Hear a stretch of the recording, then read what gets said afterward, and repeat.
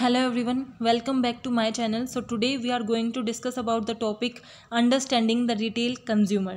So let's start.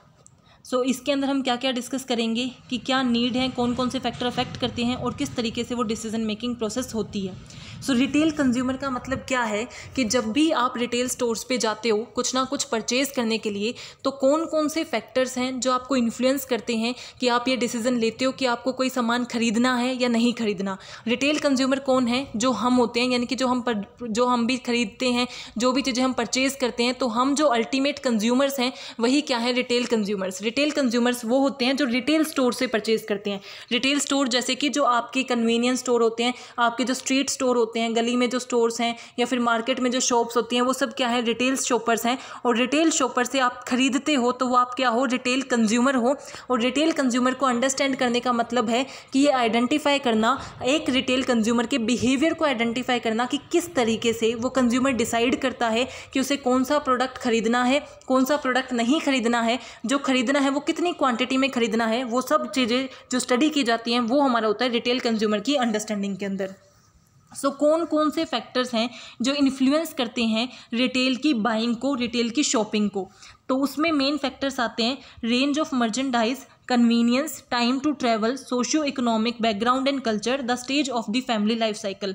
तो सबसे पहले range of goods and services. अगर आप किसी शॉप पे जाते हो और आप देखते हो कि उनके पास जो रेंज है यानी कि वैरायटी है वो बहुत ज़्यादा है, एक ही चीज़ों के डिफरेंट वेरिएंट हैं, एक ही प्रोडक्ट के बहुत से वेरिएंट हैं, एक ही प्रोडक्ट के नंबर ऑफ फ्लेवर्स हैं, तो आपके पास क्या होता है? वो आपके लिए ज़्यादा अट्रैक्टिव होता है और ज़्यादा चांसेस होते हैं आप बाय करो, क्योंकि उनमें से अगर इतने ज़्यादा वेरिएंट होंगे तो चांसेस बहुत ज़्यादा हैं, प्रोबेबिलिटी बहुत ज़्यादा है कि आपको कोई ना कोई पसंद आ जाएगा, कोई ना कोई ऐसा होगा जो आपके फेवरेट कलर्स में से, फेवरेट फ्लेवर में से आपको मिल जाएगा। तो जितनी ज़्यादा रेंज होती है उतना ही ज़्यादा आपके क्या होता है? आपके बाय करने के चांसेस ज़्यादा होते हैं। सेकंड जो फैक्टर इन्फ्लुएंस करता है दैट इज़ कन्वीनियंस। कन्वीनियंस का मतलब आपके लिए वो कितना ईजी है, ईजीनेस कितनी है उसके अंदर। एक कन्वीनियंस स्टोर्स हम इसीलिए ही तो बोलते हैं कि आपकी गली में जो दुकान होती है ना, वो आपके लिए ज़्यादा कन्वीनियंट है इन कंपेरिजन कि आपके मार्केट में जो शॉप है, क्योंकि आपको क्या लगता है कि इतना दूर जाना पड़ेगा, तो इसके बजाय मैं यहीं से खरीद लूँ। तो कन्वीनियंट भी मैटर करती है कि आप कितना कन्वीनियंट स्टोर वो है। अगर आप किसी स्टोर पे जा रहे हो और आपको वहाँ सेल्फ परचेजिंग करनी है, यानी कि खुद से उधर परचेज करना है, फाइंड आउट करना है, और चीज़ें वहाँ पे अच्छे से ऑर्गेनाइज्ड नहीं है, और एक आप दूसरे स्टोर में जा रहे हो जहाँ पे हर चीज़ अच्छे से ऑर्गेनाइज्ड है, सही से डिस्प्लेड है, तो आपके लिए कौन सा कन्वीनियंट होगा? जो बी स्टोर है वो, और आप वहीं से परचेज करोगी। तो कितना कन्वीनियंट है, कितना ईजी टू सर्व है, वो चीज़ें भी इम्पैक्ट डालती हैं। Then time to travel. Simple सी बात है कि उसको परचेज करने के लिए आपको कितना टाइम, कितना डिस्टेंस आपको फॉलो करना पड़ेगा, आपको बियर करना पड़ेगा। अगर आपको लगता है अगर वो लार्ज डिस्टेंस होता है तो चांसेस थोड़े कम हो जाते हैं, बट अगर स्मॉल डिस्टेंस होता है तो हम क्या करते हैं? चांसेस हमारे ज़्यादा होते हैं परचेज करने के। इसीलिए जो हमारे जो स्ट्रीट शॉपर्स होते हैं, यानी कि जहाँ पे जो स्ट्रीट पे दुकानें होती है ना, उनका हमें पता नहीं चलता, बट उनकी जो सेल्स है वो काफ़ी हाई होती है। क्यों? क्योंकि वो लोगों को ईजिली कम टाइम पे सर्विसेज प्रोवाइड कर सकते हैं, क्योंकि वो उनके घर के पास, उनकी शॉप्स के नियर बाय होते हैं। तो टाइम टू ट्रैवल के बेस पे भी हम डिसाइड करते हैं कि हमें परचेज़ करना है या नहीं करना है, या कहाँ से परचेज़ करना है।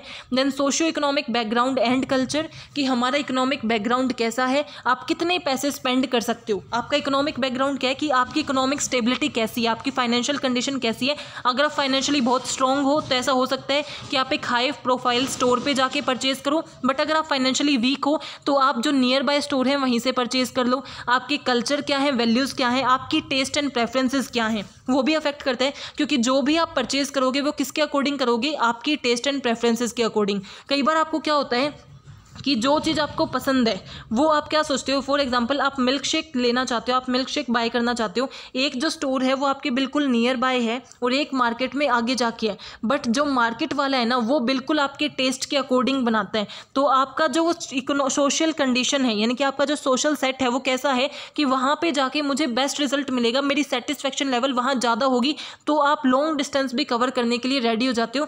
तो जो सोशल फैक्टर्स होते हैं वो भी इम्पैक्ट डालते हैं। And the last is the stage of the family life cycle, कि आपकी फैमिली लाइफ साइकिल की कौन सी स्टेज पे आप हो, आपकी मीन्स आप मैरिड हो, अनमैरिड हो, आप यूथ में आते हो, चिल्ड्रंस में आते हो, उसके अकॉर्डिंग भी आपकी क्या होती है, शॉपिंग डिफर करती है। क्योंकि बच्चे जो खरीदते हैं उनको क्या अट्रैक्ट करता है, टॉयज ज़्यादा अट्रैक्ट करते हैं, बट अगर एक ओल्ड एज पर्सन है तो उसे कोई और चीज़ अट्रैक्ट करेगी। तो सबका इंटरेस्ट अलग होता है according to their life cycle. तो वो किस स्टेज पे है अपनी फैमिली लाइफ साइकिल में, उसके बेस पे भी क्या होता है, इन्फ्लुएंस होता है आपका डिसीजन कि आपको कहाँ से परचेज करना है और क्या परचेज करना है। तो आज हम क्या डिस्कस कर रहे हैं, हम अंडरस्टैंड करेंगे कि रिटेल जो कंज्यूमर्स होते हैं वो किस तरीके से डिसाइड करते हैं कि उन्हें क्या परचेज करना है। उसकी स्टडी को हम क्या बोलते हैं, अंडरस्टैंडिंग रिटेल कंज्यूमर्स। इसका मतलब कि जो रिटेल कंज्यूमर्स हैं, जो रिटेल स्टोर से बाय करते हैं, उनके बिहेवियर को अंडरस्टैंड करना कि वो कैसे आइडेंटिफाई करते हैं और डिसाइड करते हैं कि हमें कहाँ से कौन सा प्रोडक्ट खरीदना है। सबसे पहले हमने डिस्कस किया कि कौन से फैक्टर्स हैं जो उसे इन्फ्लुएंस करते हैं। तो पहला फैक्टर क्या था कि कितनी रेंज अवेलेबल है, अगर ज़्यादा रेंज होगी तो चांसेस ऑफ बाइंग क्या है, हाई है। देन कन्वीनियंट, यानी कि वो आपके लिए कितना इजी है। टाइम टू ट्रैवल, कितना आपको ट्रैवल करना पड़ेगा। Social and economic factors and stage of family life cycle, ये 5 फैक्टर्स हैं जो आपको इन्फ्लुएंस करते हैं। नाउ कस्टमर की डिसीजन मेकिंग प्रोसेस क्या होती है। सबसे पहले आप कोई भी चीज़ खरीदते हो तो आप वो क्यों खरीदते हो, क्योंकि आपको उसकी नीड है। अगर आप बर्गर ले रहे हो, पिज़्ज़ा ले रहे हो, तो आप क्यों ले रहे हो, क्योंकि आपको भूख लगी है या आपको क्रेविंग हो रही है। तो सबसे पहले तो आपको क्या करना पड़ेगा, नीड रिकॉग्नाइज करनी पड़ेगी कि आपको क्यों नीड है। आपको अगर कोई चीज़ खरीदनी है तो क्यों खरीदनी है, तो सबसे पहले आपको नीड रिकॉग्नाइज करनी होती है कि इस चीज़ को फुलफिल करने के लिए मुझे कोई ना कोई प्रोडक्ट या सर्विसेज चाहिए। अब आपको नीड पता चल गई कि आपको फॉर एग्जाम्पल हंगर आपकी क्या है, नीड है कि आपको खाने के लिए कुछ चाहिए क्योंकि आपको भूख लगी है। तो उसके बाद आप क्या करते हो, सर्च फॉर इन्फॉर्मेशन कि नियर बाय आपको कहाँ से मिल सकता है, कि आप कहाँ से खरीद सकते हो। तो वो इन्फॉर्मेशन आपको कलेक्ट करनी होती है। जैसे ये तो हम बहुत छोटा कॉन्सेप्ट ले रहे हैं, अगर हम एक बड़े कॉन्सेप्ट की बात करें, आपको मोबाइल खरीदना है। मोबाइल क्यों खरीदना है, क्योंकि आपको ये लगता है कि आपका पुराना वाला मोबाइल अब सही से काम नहीं करता, बहुत ज़्यादा हैंग होता है, तो आपको सोच लिया कि आपको नया लेना है। तो अब आप क्या करोगे, उसके रिगार्डिंग इन्फॉर्मेशन को सर्च करोगे। अब इन्फॉर्मेशन आपको कहाँ कहाँ मिल सकती है, इंटरनेट पे मिल सकती है, यानी कि आप मोबाइल को इंटरनेट पे सर्च कर सकते हो कि कौन से नए स्मार्टफोन्स हैं, उनका कितना प्राइस है। मीडिया से सर्च कर सकते हो। इंटरनेट के अलावा सोशल मीडिया पे भी आपको काफ़ी इन्फॉर्मेशन होती है, न्यूज़पेपर से आपको मिल सकता है। इसमें print media and social media दोनों आ जाते हैं, यानी कि आप जो न्यूज़पेपर में ऐड आती है वहाँ से देख सकते हो, वहाँ से आपको पता चल सकता है कि नए मोबाइल कौन से हैं, नए स्मार्टफोन कौन से हैं, या सोशल मीडिया से भी आपको इन्फॉर्मेशन मिल सकती है। देन डायरेक्टली आप स्टोर से भी इन्फॉर्मेशन ले सकते हो, यानी कि आप खुद शॉप पर जाके वहाँ जाके पूछ के आ जाओ, भाई कितने मोबाइल हैं, किस रेंज में है, कितना उनका फीचर्स हैं, सब चीज़ के बारे में इन्फॉर्मेशन कलेक्ट करना। और अपने फैमिली एंड फ्रेंड्स से, अगर आपके कोई फ्रेंड्स है को मोबाइल के बारे में, स्मार्टफोन्स के बारे में ज़्यादा नॉलेज है, तो आप उनसे कलेक्ट कर सकते हो। या फिर आपकी फैमिली में कोई है जिसने लेटली हाल ही में बाय किया है, उससे आप इन्फॉर्मेशन गेन कर सकते हो कि भाई कौन सा है, कितनी रेंज में आते हैं, उनकी मेमोरी कितनी होती है, रैम कितना है, कैमरा कैसा होता है, हर अकॉर्डिंगली आप उसके बारे में इन्फॉर्मेशन कलेक्ट करते हो। तो सबसे पहले नीड को रिकॉग्नाइज करना, फिर उस नीड को फुलफिल करने के लिए क्या क्या चीज़ें हो सकती है उसके बारे में इन्फॉर्मेशन कलेक्ट करना। अब जहाँ से आपने इन्फॉर्मेशन कलेक्ट की, आपको पता चल गया कि जैसा प्रोडक्ट मुझे चाहिए इन्फॉर्मेशन के बेस पे कि वो कौन से स्टोर पे मिल सकता है, तो उस स्टोर पे विजिट करना। अब स्टोर पे आप गए हो तो ऐसा तो है नहीं स्टोर पे एक ही प्रोडक्ट होगा, स्टोर पे तो नंबर ऑफ प्रोडक्ट होते हैं। तो जितने भी प्रोडक्ट, जितने भी अल्टरनेटिव्स आपके लिए अवेलेबल्स हो, कि आप मान लो फ़ोन खरीदने गए तो आपने डिसाइड तो किया था कि आप सैमसंग का लोगे, बट आप गए तो आपको वहाँ पे एप्पल का भी दिखा, सैमसंग के भी काफ़ी वेरिएंट दिखे, A5, J5 आपको काफ़ी दिखे, सैमसंग भी है, वीवो भी है, ओप्पो भी है। तो आपके जितने भी इवैल्यूएशंस है, जितने भी अल्टरनेटिव्स आपके पास हैं, जैसे इन्फॉर्मेशन आपने उनके बारे में कलेक्ट की थी, उसके बेस पे उन्हें इवैल्यूएट करो और फाइनली क्या करते हो, परचेज डिसीजन लेते हो। तो ये उनकी क्या होती है, डिसीजन मेकिंग प्रोसेस। और यही हमारा क्या है, अंडरस्टैंड करना कंज्यूमर के बिहेवियर को, कि वो किस तरीके से रिएक्ट करता है। तो सबसे पहले वो नीड को रिकॉग्नाइज करता है, इन्फॉर्मेशन को कलेक्ट करता है, स्टोर पे विजिट करता है, इवैल्यूएट करके परचेज डिसीजन करता है। तो डिसीजन मेकिंग प्रोसेस क्या है, जो हमने डायग्राम के थ्रू देखी। तो सबसे पहले हमने क्या किया, आइडेंटिफाई किया हमारी नीड को। अब नीड दो तरीके की हो सकती है, functional need and psychological need. Functional need जैसे जो हमने मोबाइल का लिया था, वो हमारी क्या थी, फंक्शनल नीड, क्योंकि हमें उसमें वर्क करना है, हमें उसमें डाटा स्टोर करना है, हमें अपने जितने भी फ्रेंड्स हैं उनसे कनेक्टेड रहना है, तो ये रिक्वायर्ड है।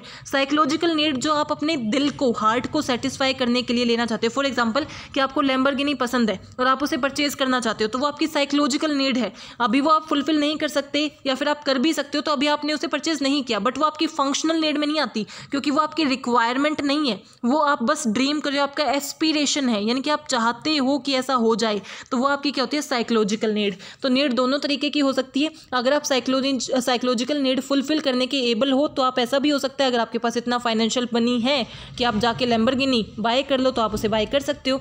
सो सबसे पहले आप आइडेंटिफाई करते हो कि आपकी नीड कैसी है, उसके अकॉर्डिंग आप क्या करते हो, इन्फॉर्मेशन सर्च करते हो। इन्फॉर्मेशन कहाँ से मिल सकती है, इंटरनल और एक्सटर्नल सोर्सेज। इंटरनल सोर्सेज जहाँ आप खुद अपनी मेमोरी का यूज़ करते हो कि भाई मैंने कितनी ऐड देखी है, मैंने पहले कितने फ़ोन यूज़ किए हैं, उनके कैसे कैसे फीचर्स रहे थे, उस बेस पे। एक्सटर्नल जो हमने ऑलरेडी डिस्कस किए कि मीडिया से, स्टोर से, प्रिंट मीडिया से, न्यूज़पेपर से, मीडिया के अंदर आ गए, स्टोर से, इंटरनेट से, फैमिली एंड फ्रेंड से आप क्या कर सकते हो, इन्फॉर्मेशन कलेक्ट कर सकते हो। देन उसके बाद जितने भी अल्टरनेटिव्स आप जब विजिट करते हो, जितने भी अल्टरनेटिव्स आपको मिले उन सबको इवेल्युएट करो कि उनकी क्या एडवांटेजेस हैं, क्या डिसएडवांटेजेस हैं, उनका कॉस्ट बेनिफिट एनालिसिस करो। जो प्रोडक्ट आपको सबसे ज़्यादा बेनिफिट दे और कम से कम कॉस्ट आए उसको क्या करो, सेलेक्ट कर लो और अपना परचेज डिसीजन बोल दो कि भाई हमें ये फाइनल खरीदना है। Few other factors affect choice, यानी कि हमने ऑलरेडी देख लिया कि कौन कौन से फैक्टर अफेक्ट करते हैं, जो 5 हम डिस्कस करके आए हैं, जिसके अंदर हमारा क्या था कि लाइफ साइकिल का कौन सा स्टेज है। देन उसके अलावा सोशल इकोनॉमिक फैक्टर्स हमारे कौन कौन से हैं, कितनी रेंज में वो अवेलेबल है, कन्वीनियंस कितनी है, टाइम कितना लगेगा, इसके अकॉर्डिंग हम क्या कर सकते हैं, ट्रांसपोर्टेशन कॉस्ट कितनी लगेगी, उसके बेस पे हम क्या कर सकते हैं, ये डिसाइड कर सकते हैं कि या फिर वो फैक्टर हमारे इन्फ्लुएंस करते हैं। बट उसके अलावा कुछ और फैक्टर भी होते हैं जो हमारी चॉइस को अफेक्ट करते हैं। तो वो फैक्टर कौन से हैं, culture, social factors, personality and lifestyle. तो कल्चर यानी कि आप किस कल्चर से बिलोंग करते हो, Indian culture, western culture same तो नहीं है ना। इंडिया के लोगों की जो डिमांड है, क्या अमेरिकन लोगों की डिमांड वैसी की वैसी है? जो अमेरिका के पीपल हैं क्या वो भी उन्हीं चीज़ों को डिमांड करते हैं जिन चीज़ों को हम डिमांड करते हैं? हमारी ईटिंग हैबिट अलग है, हमें खाने में क्या पसंद है वो डिफरेंट है, उन्हें खाने में क्या पसंद है वो डिफरेंट है। तो आप किस कल्चर से बिलोंग करते हो वो भी क्या करता है, आपकी चॉइस को अफेक्ट करता है। और कल्चर के अंदर सब कल्चर्स भी हो सकते हैं। सब कल्चर यानी कि अब इंडिया का मैंने एग्जांपल लिया था जिसको हम वेस्टर्न कल्चर से कंपेयर कर रहे थे, बट क्या इंडिया के अंदर सिर्फ एक ही कल्चर है? इंडिया के अंदर भी नॉर्थ का कल्चर अलग है, वेस्ट का अलग है, ईस्ट का अलग है और साउथ का अलग है। जो साउथ के पर्सन्स हैं उनकी टेस्ट एंड डिफरेंस, यानी कि उनको इडली खाना ज़्यादा पसंद है, उनको जो राइस से बनी हुई है चीज़ें वो ज़्यादा पसंद है। बट नॉर्थ में ऐसा नहीं होता, नॉर्थ में डिफरेंट चीज़ों के लिए टेस्ट होता है। सो इसका मतलब क्या है कि आपका कल्चर क्या है, किस कल्चर से आप बिलोंग करते हो वो भी अफेक्ट करता है कि आप किस चीज़ को परचेज करोगे। Then social factors, social factors के अंदर हमारे क्या क्या आ जाते हैं, रेफरेंस ग्रुप आ जाता है। रेफरेंस ग्रुप का मतलब क्या है, जब भी आप कुछ परचेज करते हो इन लोगों से जरूर रेफरेंस लेते हो, इन लोगों से जरूर पूछते हो, जिसके अंदर प्राइमरी ग्रुप और सेकेंडरी ग्रुप आता है। प्राइमरी के अंदर आपकी फैमिली आ जाती है जिनसे आप रोज मिलते हो, तो वो आप कोई कार खरीद रहे हो या कोई फ़ोन खरीद रहे हो तो आपकी मम्मी पापा, आपके पेरेंट्स कैसा सोचते हैं उसके रिगार्डिंग आप खरीदोगे, उनकी चॉइस आपके लिए मैटर करेगी। सेकेंडरी ग्रुप जैसे कि आपके मेंटर हैं, कोई गाइडेंस जिससे आप लेते हो, जिनसे आप रोज बेशक नहीं मिलते लेकिन फिर भी आप उनकी गाइडेंस, उनका रेफरेंस लेते हो, इनकी क्या चॉइसेस हैं, इनके क्या ओपिनियन है वो मैटर करता है। तो ये हमारे क्या सोशल फैक्टर्स के अंदर आते हैं कि हमारा रोल क्या है, स्टेटस क्या है, इसके बेस पे हम डिसाइड करते हैं। हम अपने स्टेटस के अकॉर्डिंग चीज़ें खरीदना चाहते हैं कि भाई जो भी हम खरीदें ना वो हमारे स्टेटस को रिप्रेजेंट करे। तो सोशल फैक्टर भी क्या करते हैं, अफेक्ट करते हैं। देन पर्सनैलिटी, कि आपकी पर्सनैलिटी कैसी है, आपके जो मीन्स आपने ये वर्ड सुना होगा ब्रांड पर्सनैलिटी। ब्रांड पर्सनैलिटी का मतलब क्या होता है कि जो ब्रांड है ना वो अपने आप को एक पर्सनैलिटी से रिलेट करता है।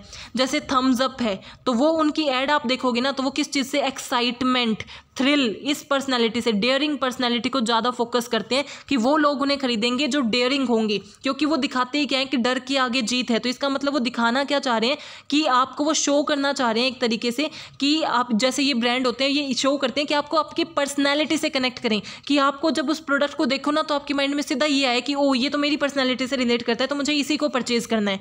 तो ये जो आपके ब्रांड्स होते हैं, जो सॉफ्ट ड्रिंक्स के होते हैं, कोल्ड ड्रिंक्स के होते हैं, या फिर बाकी जो ब्रांड है, जैसे अगर हम लिपस्टिक की बात करें, जो भी हमारे कॉस्मेटिक प्रोडक्ट होते हैं वो कैसे टारगेट करते हैं, बोल्ड, न्यूड, इस तरीके से वो टारगेट करते हैं कि बोल्ड पर्सनैलिटी को, या फिर जो थोड़े शाय होते हैं उनकी पर्सनैलिटी को टारगेट करना। इसके अकॉर्डिंग वो क्या करते हैं, पर्सनैलिटी से अपने प्रोडक्ट को अटैच कर देते हैं। तो आपकी कैसी पर्सनैलिटी है ना उसके ऊपर भी डिपेंड करता है जैसे जो काफ़ी एक्सट्रोवर्ट होंगे, जॉयफुल होंगे ना, उनको फ्लैम्बोयेंट, काफ़ी चमकीले कपड़े, जो बहुत ही मीन्स फ्लैम्बोयेंट कलर्स होते हैं ना, बहुत लाइट कलर्स वो पसंद नहीं करते, वो बहुत ज़्यादा चमकीले कलर्स उन्हें पसंद आएंगे, एक तरीके से जैसे ब्लैक, ब्लू, ऐसे उन्हें पसंद लगेंगे। बट अगर हम एक बात करें जो इंट्रोवर्ट हैं, शाय हैं, उनकी बहुत चॉइसेस लाइट होती हैं, यानी कि उन्हें वाइट कलर्स ज़्यादा पसंद होंगे, डार्क कलर्स ज़्यादा पसंद होंगे, बट उन्हें फ्लैम्बोयेंट, ज़्यादा चटकीले कलर जो है उन्हें वो पसंद नहीं आएंगे। तो आपकी क्या है, पर्सनैलिटी के ऊपर डिपेंड करता है, आपकी लाइफस्टाइल के ऊपर डिपेंड करता है कि आपका लाइफस्टाइल कैसा है। रूरल पर्सन की, अर्बन पर्सन की, जो एक सिटी में रह रहा है, एक गांव में रह रहा है, दोनों की लाइफस्टाइल अलग होती है और उनके अकॉर्डिंग उनकी चॉइस भी अलग होती है, नीड भी अलग होती है। तो आपका लाइफस्टाइल भी क्या करता है, इन्फ्लुएंस करता है कि आपको क्या चीज़ें खरीदनी है और क्या चीज़ें नहीं खरीदनी। तो आज हमने क्या डिस्कस किया कि हमारा अंडरस्टैंडिंग कंज्यूमर बिहेवियर, जो रिटेल कंज्यूमर है उसके बिहेवियर को कैसे स्टडी करते हैं, उसको कौन कौन से फैक्टर जो हैं वो अफेक्ट करते हैं, एंड जो हमारे फैक्टर्स उन्हें अफेक्ट करें, उसके अलावा अदर फैक्टर्स कौन से हैं और उनका बाइंग डिसीजन कैसे होता है। सो अगर हम बात करें कि कस्टमर की लॉयल्टी क्या होती है, तो ये एक सिंपल सी एक डायग्राम है जिसके थ्रू आपको समझ आ जाएगा कि लॉयल्टी क्या है। लॉयल्टी का मतलब क्या होता है कि आपके कस्टमर बार बार आपसे ही परचेज करें।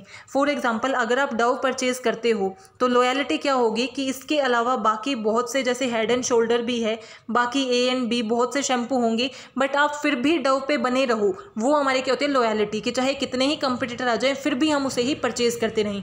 तो वो कैसे जनरेट होती है कि आप क्या किया, आप स्टोर पे आए, आपने अपनी प्रीवियस एक्सपीरियंसेस के थ्रू, बिलीफ एंड एटीट्यूड के थ्रू परचेज किया, और ये जो डॉट डॉट वाली लाइन है ना, ये क्या चीज़ को कर रही है, शो कर रही है रिपीट को, कि बार बार आप अपनी अलग, बार बार उसी शॉप पे आते हो, वहीं से बाय करते हो, डिसीजन लेते हो एंड आप चले जाते हो, देन फिर उसी शॉप पे आते हो, फिर से बाय करते हो और फिर से डिसीजन लेते हो कि आपको उसी शॉप से परचेज करना है। यानी कि आपको जो भी आप परचेज करोगे उसे हर बार आपका एक्सपीरियंस और एटीट्यूड तो इन्फ्लुएंस करेगा, बट फिर भी आप उसी स्टोर पे रेगुलरली विजिट करते हो, उसी पे कंटिन्यूसली विजिट करते हो, तो उससे आपकी कस्टमर की लॉयल्टी डेवलप होती है, यानी कि आपका कस्टमर आपकी ऑर्गेनाइजेशन के टुवर्ड्स लॉयल हो जाता है। So I hope you are clear with this concept. If you have any doubt, please mention in comment section. Thank you. Keep supporting.